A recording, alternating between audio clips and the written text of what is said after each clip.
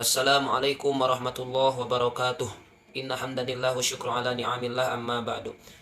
Selamat pagi teman-teman semua, terkhusus Bapak Nasruddin Haitami SHMH selaku dosen pengampu mata kuliah Asas-Asas Ilmu Hukum. Pertama-tama mari kita panjatkan puja dan syukur kehadirat Allah Subhanahu wa taala yang mana atas kudratan iradatnya lah kita semua dapat berkumpul serta bertatap maya di ruang kelas ini. Semoga ada dalam keadaan sehat walafiat. Amin ya Allah ya rabbal alamin. Salawat serta salam semoga dicurah limpahkan kepada habibana wa nabiyina wa syafi'ina wa karimina maulana Muhammad sallallahu alaihi wa alihi wasallam yang mana telah membawa kita dari zaman gelap gulita, zaman jahiliyah hingga sekarang zaman terang benderang yakni zaman Islamiyah. Alhamdulillah dalam kesempatan kali ini kami dari kelompok 5 akan mempresentasikan materi tentang penemuan dan pembentukan hukum oleh hakim. Sebelum kita masuk kepada materi, izinkan saya untuk memperkenalkan diri. Saya bernama Muhammad Nafhan Ramadan dengan nomor induk mahasiswa 12130201117. Di sini saya selaku moderator. Izinkan untuk memperkenalkan rekan saya yang pertama, Najma Anissa Saifrian dengan nomor induk mahasiswa 12130201128. Rekan saya yang kedua, Nabila Sofia Afifa dengan nomor induk mahasiswa 12130201124. Rekan saya yang ketiga, Nanda Fauziani Bunga Samputri dengan nomor induk mahasiswa 12130201129. Rekan saya yang keempat, Leilani Perda Gauzan dengan nomor induk mahasiswa 12130200097. Rekan saya yang kelima, Muhammad Ramdan dengan nomor induk mahasiswa 12130200120. Nah, di sini kami akan mempresentasikan 6 submateri. Yang pertama, definisi hukum. Yang kedua, penemuan hukum oleh hakim. Yang ketiga, aliran penemuan hukum oleh hakim. 4, urgensi dan prinsip penemuan hukum. Yang kelima, konsep pembentukan hukum. Yang keenam, proses pembentukan hukum. Untuk mempersingkat waktu, mari kita simak materi yang pertama yang akan disampaikan oleh saudari Ferda. Kepadanya dipersilahkan.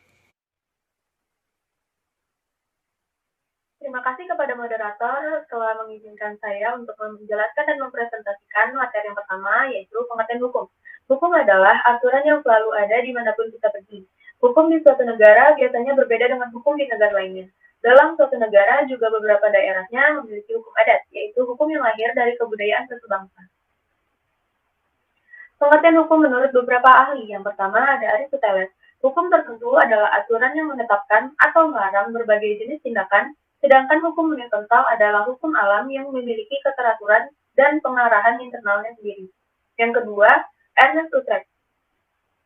Hukum adalah himpunan petunjuk hidup atau perintah atau larangan yang mengatur tata tertib dalam suatu masyarakat yang seharusnya ditaati oleh anggota masyarakat dan jika dilanggar dapat menimbulkan tindakan dari pihak pemerintah dari masyarakat tersebut. Selanjutnya, ada pengertian hukum menurut Immanuel Kant. Hukum adalah keseluruhan syarat berkehendak bebas dari orang yang dapat menyesuaikan dengan kehendak bebas dari orang lain dan mengikuti peraturan tentang kemerdekaan. Lalu, ada dari Mokhtar Kusumaatmadja, yaitu hukum adalah kaidah dan asas-asas yang mengatur hubungan bermasyarakat dan dibuat berdasarkan pada keadilan. Selanjutnya ada Ameyers. Hukum adalah kumpulan aturan tingkah laku manusia dalam kehidupan bermasyarakat. Dan yang selanjutnya ada Thomas Hobbes. Hukum adalah perekat formal yang mendatukan masyarakat yang pada dasarnya tidak terorganisir. Untuk materi selanjutnya, yaitu pengertian penemuan hukum dan tujuannya. Pengertian penemuan hukum diartikan sebagai pembentukan hukum oleh hakim atau aparat penegak hukum dalam penerapan peraturan umum terhadap peristiwa hukum yang konkret dan hasil penemuannya menjadi dasar untuk mengambil keputusan. Sedangkan tujuannya yaitu bertujuan untuk mendeskripsikan penemuan hukum dalam proses peradilan hukum, dalam hal lain mencari dan menemukan hukum yang digunakan dalam proses peradilan untuk memberikan keputusan yang tepat dan benar. Hasil dan pembahasan penemuan hukum oleh hakim. Ahmad Ali menyatakan menurut aliran ini, hakim diberikan kebebasan yang sebebas-bebasnya untuk melakukan penemuan hukum. Dalam arti kata bukan sekadar penerapan undang-undang oleh hakim, tetapi juga mencakup memperluas dan membentuk peraturan dalam putusan hakim untuk mencapai keadilan yang tinggi-tingginya. Hakim bahkan boleh menyimpang dari undang-undang demi kemanfaatan masyarakat. Sekian dari saya, kurang lebihnya mohon maaf, saya kembalikan kepada moderator. Terima kasih kepada saudari Leilani Perda yang telah menyampaikan materi pertama. Materi selanjutnya akan disampaikan oleh saudara Muhammad Ramdan. Kepadanya dipersilahkan. Bismillahirrahmanirrahim. Terima kasih kepada moderator yang telah memberikan saya kesempatan untuk menjelaskan materi selanjutnya.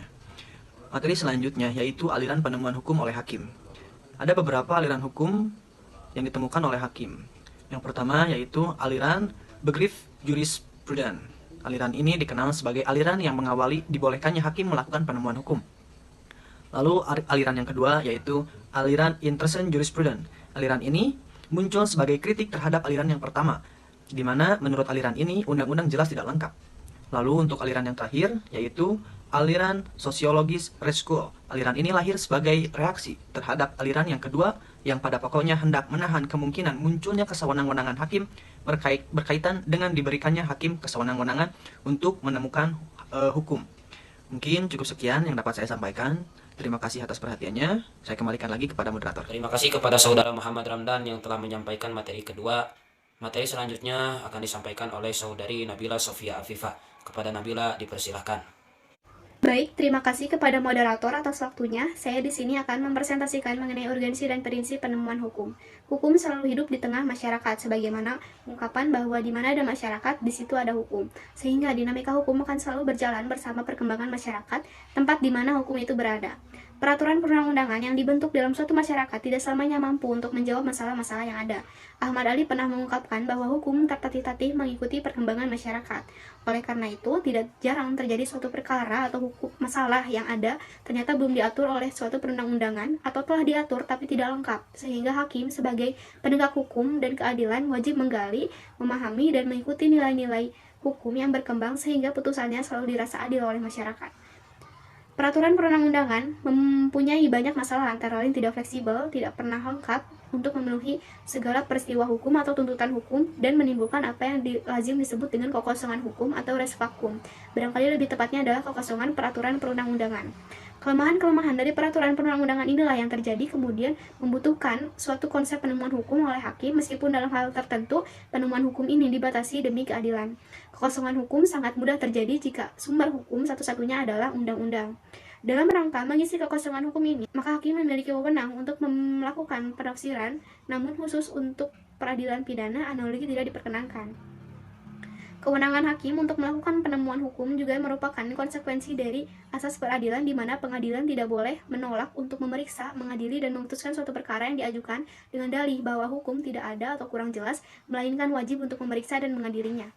Di dalam melakukan penafsiran suatu aturan hukum, hakim hendaknya harus mengacu pada beberapa prinsip, yaitu satu, prinsip objektivitas, yaitu prinsip yang mengisyaratkan bahwa penafsiran hendaknya berdasarkan pada arti dan hakikat secara literal dari aturan hukum dan harus dibuat secara jelas sehingga dapat digunakan untuk perkembangan selanjutnya. Yang kedua yaitu prinsip kesatuan yang mengisyaratkan setiap norma harus dibaca sebagai satu kesatuan teks yang tidak terpisahkan. Yang ketiga yaitu prinsip genetis yang mengisyaratkan dalam melakukan penafsiran keberadaan teks asli harus dijadikan pertimbangan utama, demikian pula dengan tata bahasa, budaya, dan kondisi sosial dari pembentukan hukum. Yang keempat yaitu prinsip perbandingan yang mengisyaratkan dalam melakukan suatu penemuan hukum perlu dilakukan perbandingan dengan teks hukum lainnya menyangkut hal yang sama di satu waktu. Penemuan hukum oleh hakim yang mengacu pada keempat prinsip di atas dapat melahirkan suatu putusan yang memberikan kepastian hukum, keadilan, dan kemanfaatan di dalam masyarakat. Sekian presentasi dari saya, selanjutnya saya kembalikan kepada moderator. Terima kasih kepada saudari Nabila Sofia Afifah yang telah menyampaikan materi kedua. Materi selanjutnya akan disampaikan oleh saudari Najma An-Nisa. Kepada Najma dipersilahkan. Terima kasih kepada moderator. Di sini saya akan menjelaskan metode penemuan hukum. Ada beberapa jenis metode penemuan hukum, yaitu yang pertama, metode subsumtif, yaitu interpretasi terhadap teks undang-undang dengan sekedar menerapkan silogisme terhadap interpretasi model ini. Ciri khas cara berpikir sistem subsumtif ini adalah memasukkan peristiwa dalam peraturan perundang-undangan. 2. Metode interpretasi formal atau disebut juga interpretasi otentik, yakni penjelasan resmi yang diberikan undang-undang dan terdapat pada teks undang-undang tersebut. Yang ketiga, interpretasi gramatikal, yaitu menafsirkan kata-kata dalam undang-undang sesuai kaidah bahasa dan kaidah hukum tata bahasa. Dalam metode ini, hakim berusaha menemukan makna kata dengan menelusuri kata makna yang oleh pembuat undang-undang digunakan dalam mengatur peristiwa sejenis dan sekaligus menelusuri di tempat mana lainnya, dan dalam hubungan apa pembentuk undang-undang menggunakan kata yang sama. Lalu yang keempat, interpretasi historis, yakni dengan melihat sejarah dan latar belakang pembentukan undang-undang agar diketahui secara pasti tujuan dibentuknya peraturan. Lalu yang kelima ada interpretasi sistematis, yaitu metode yang menafsirkan undang-undang atau peraturan sebagai bagian dari keseluruhan sistem perundang-undangan yang terkait.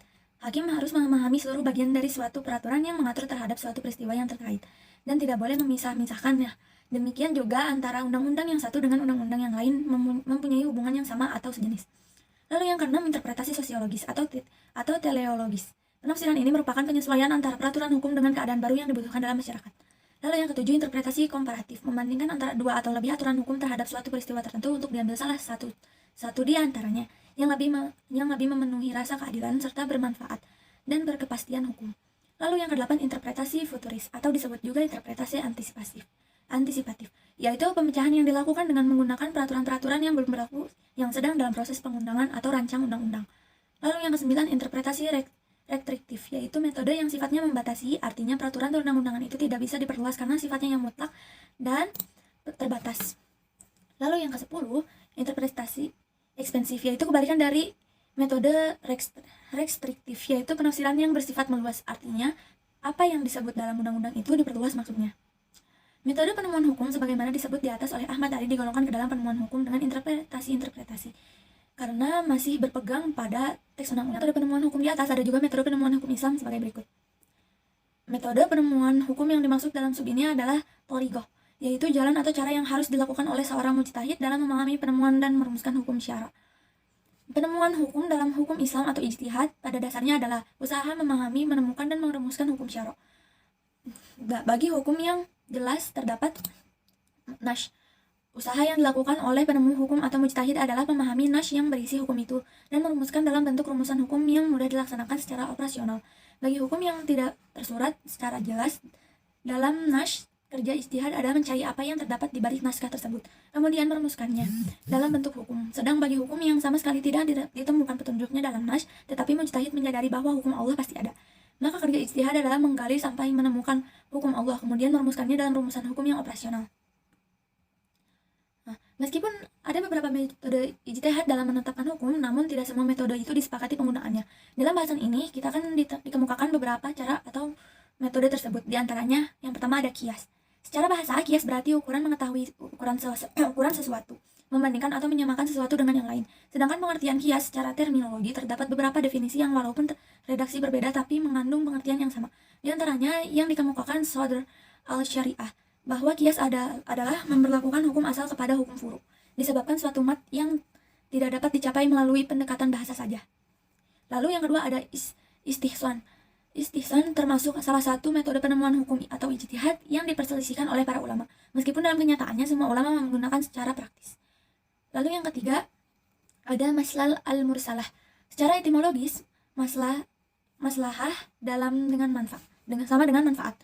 Baik dari segi lafal maupun makna. Maslahah juga berarti manfaat atau suatu pekerjaan yang mengandung manfaat. Secara terminologi, Imam Ghazali mengampungkan bahwa pada prinsipnya maslahah adalah mengambil manfaat dan menolak kemudaratan dalam rangka memelihara tujuan-tujuan syara. Lalu ada istihab. Secara etimologi, istihab berarti minta persahabatan atau membandingkan sesuatu dengan yang mendekatkannya. Secara terminologi terdapat beberapa metode istihab, yaitu Imam Al-Ghazali mendefinisikan istihab dengan berpegang pada dalil akal atau syara. Bukan didasarkan karena tidak mengetahui adanya dalil, tetapi setelah dilakukan pembahasan dan penelitian cermat, diketahui tidak ada dalil yang mengubah hukum yang telah ada. Lalu ada urf. Secara etimologi, urf berarti yang baik, sedangkan surf menurut ulama usul fikih adalah kebiasaan mayoritas kaum baik dalam perkataan atau perbuatan. Berdasarkan definisi tersebut, Mustafa Ahmad Al-Zarqa mengatakan bahwa surf merupakan bagian dari adat karena adat lebih umum dari surf. Suatu surf menurutnya harus berlaku pada kebanyakan orang di daerah tertentu, bukan pada pribadi atau kelompok tertentu. Lalu, yang terakhir ada mazhab sabi. Mazhab sabi berarti pendapat para sahabat Rasulullah SAW. Yang dimaksud pendapat sahabat adalah pendapat para sahabat tentang suatu kasus yang dinukilkan para ulama, baik berupa fatwa maupun ketetapan hukum, sedangkan ayat atau hadis tidak menjelaskan hukum terhadap kasus yang dihadapi sahabat tersebut. Di samping belum adanya ijma para sahabat yang menetapkan hukum tersebut, persoalan yang dibahas para ulama usul fikih adalah apabila pendapat para sahabat itu diriwayatkan dengan jalur sholih, apakah wajib diterima, diamalkan, dan dijadikan dalil. Sekian materi yang dapat saya sampaikan. Saya kembalikan lagi Kepada saudari Najma Anissa yang telah menyampaikan materi ketiga. Selanjutnya materi yang terakhir akan disampaikan oleh saudari Nanda Fauziani. Kepada Nanda dipersilahkan. Terima kasih kepada moderator, saya Nanda Fuziani akan menyampaikan materi konsep pembentukan hukum. Konsep pembentukan hukum atau reforming dalam sistem hukum pada dasarnya ditentukan oleh konsep hukum yang dianut oleh masyarakat dan oleh kualitas pembentuknya. Karena orang-orang akan selalu berubah sesuai dengan kondisi dan kualitas penyusunnya. Juga berubah seiring dengan perubahan kekuasaan politik. Kebijakan pembentukan hukum ke depan ini akan diarahkan pada yang pertama, pembentukan hukum diarahkan untuk menciptakan suatu kepastian hukum guna mencapai ketertiban, keteraturan, kedamaian, keadilan, dan kemanfaatan dalam kehidupan bermasyarakat, berbangsa, dan bernegara. Yang kedua, pembentukan hukum, baik berupa peraturan perundang-undangan maupun aspek formil lainnya, harus bersumber pada nilai-nilai moral, agama, kesusilaan, kesopanan, adat kebiasaan, dan norma sosial lainnya, sesuai dengan nilai-nilai yang hidup berkembang dalam masyarakat, atau the living law. 3. Penegasan the living law dalam masyarakat dan kearifan lokal yang bersumber pada adat atau nilai-nilai yang hidup berkembang dalam masyarakat sebagai sumber hukum. Hal tersebut memberikan indikasi jika ketiga teori ini ingin merumuskan kembali nilai-nilai yang sudah tertanam dalam jiwa suatu bangsa, sebagai antisipasi terhadap nilai-nilai budaya luar yang dikhawatirkan dapat menggoyahkan keutuhan suatu negara meskipun tidak menutup kemungkinan untuk mengadopsi nilai-nilai budaya luar yang dinilai positif. Proses pembentukan hukum di Indonesia, penemuan hukum memiliki kecenderungan pola seperti negara-negara yang menganut sistem hukum Eropa kontinental. Namun, dalam perkembangan sejarah, penemuan hukum posisi hakim bukan lagi heteronom, dalam pengertian tidak menjalankan peran secara mandiri. Hakim dapat melakukan penemuan hukum oleh hakim atau rechtfinding secara otonom dengan memberi bentuk pada isi undang-undang sesuai kebutuhan hukum. Sejarah ilmu hukum adalah sejarah ilmu untuk mengungkapkan fakta-fakta hukum tentang masa lampau dalam kaitannya dengan masa kini. Hal di atas merupakan suatu proses, suatu kesatuan, dan suatu kenyataan yang dihadapi yang terpenting bagi ahli sejarah. Data dan bukti tersebut haruslah tepat, cenderung mengikuti pentahapan yang sistematis, logika, jujur, kesadaran pada diri sendiri, dan imajinasi yang kuat. Sejarah hukum memberikan pandangan yang luas bagi kalangan hukum. Karena hukum tidak mungkin berdiri sendiri, senantiasa dipengaruhi oleh berbagai aspek kehidupan lain, dan juga yang mempengaruhinya. Ketika manusia hidup berdampingan satu sama lain, maka berbagai kepentingan akan saling bertemu. Pertemuan kepentingan antara manusia yang satu dengan yang lain inilah tak jarang menimbulkan pergesekan ataupun perselisihan. Perselisihan yang ditimbulkan bisa berakibat fatal apabila tidak ada sebuah sarana untuk mendamaikannya. Perlu sebuah mediator atau fasilitator untuk mempertemukan dua buah kepentingan yang bergesekan tersebut. Tujuannya adalah agar manusia yang saling bersengketa atau berselisih ini sama-sama memperoleh keadilan. Langkah awal ini dipahami sebagai sebuah proses untuk menuju sebuah sistem tatanan hukum. Kenyataan ini menjadikan manusia mulai berpikir secara rasional. Di berbagai komunitas masyarakat adat, hal ini menjadi pemikiran yang cukup serius. Terbukti, kemudian mereka mengangkat pemangku tetua adat yang biasanya mempunyai kelebihan tertentu untuk menjembatani berbagai persoalan yang ada. Dengan kondisi ini, tetua adat yang dipercayai oleh komunitasnya mulai menyusun pola kebijakan sebagai panduan untuk komunitas tersebut. Panduan tersebut berisikan aturan mengenai larangan, hukuman bagi yang melanggar larangan tersebut, serta bentuk-bentuk perjanjian lain yang sudah disepakati bersama. Proses inilah yang mengawali terjadinya konsep hukum di masyarakat. Ini artinya komunitas masyarakat adat sudah terlebih dahulu mengetahui arti dan fungsi hukum yang sebenarnya. Inilah yang kemudian disebut sebagai hukum adat. Dapat dirumuskan bersama bahwa hukum adat merupakan hukum tertua yang hidup di masyarakat. Hanya saja mayoritas hukum adat ini biasanya tidak tertulis. Inilah salah satu kelemahan hukum adat. Apa yang terjadi pada masyarakat adat inilah yang kemudian menginspirasi manusia modern untuk melakukan hal yang serupa sesuai dengan perkembangan zaman.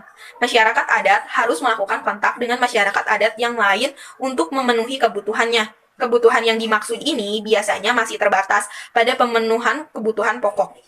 Makanan dan alat sandang menjadi alat tukar atau transaksi yang kemudian dikenal dengan istilah barter. Semakin lama, hubungan antar masyarakat adat ini semakin luas dan semakin berkembang. Masyarakat-masyarakat adat yang saling berinteraksi akhirnya mengadakan perjanjian bersama untuk membentuk sebuah ikatan yang lebih luas, yang kemudian dikenal dengan istilah negara. Sejatinya, negara ini sebenarnya berisikan berbagai kumpulan hukum adat.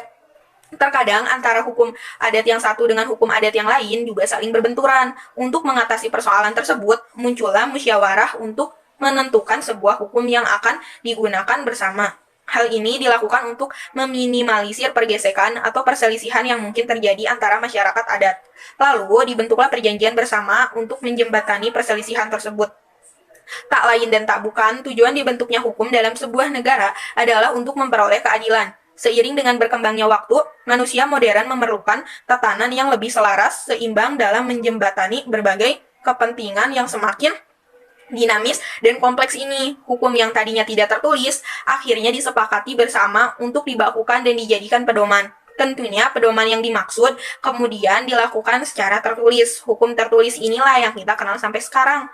Hukum tertulis ini bersifat dinamis, akan terus berubah sesuai dengan perkembangan zaman dan perkembangan kepentingan manusia. Terima kasih. Terima kasih kepada saudari Nanda dan rekan-rekan pemateri semuanya yang telah memaparkan materinya. Dalam presentasi kali ini dapat ditarik kesimpulan bahwa sebelum terbentuknya suatu hukum perlu dilakukan terlebih dahulu penemuan hukum tersebut oleh hakim. Penemuan hukum oleh hakim itu penting karena peraturan perundang-undangan dibentuk dalam suatu masyarakat tidak selamanya mampu untuk menjawab masalah-masalah yang ada. Demikian kesimpulan yang dapat kita simpulkan dalam presentasi ini. Sebelum kita tutup diskusi ini, bagi rekan-rekan yang belum paham mengenai materi yang kami sampaikan, bisa bertanya lewat sesi tanya jawab. Mohon maaf atas segala kekurangan dan kesalahan kami dalam memaparkan materi, wabil khusus dalam menjalankan diskusi ini. Saya selaku moderator, semoga apa yang kita sampaikan dapat bermanfaat untuk kita semua. Amin ya Allah ya rabbal alamin. Wallahul muwaffiq ila aqwamit thoriq wal afu minkum. Assalamualaikum warahmatullahi wabarakatuh.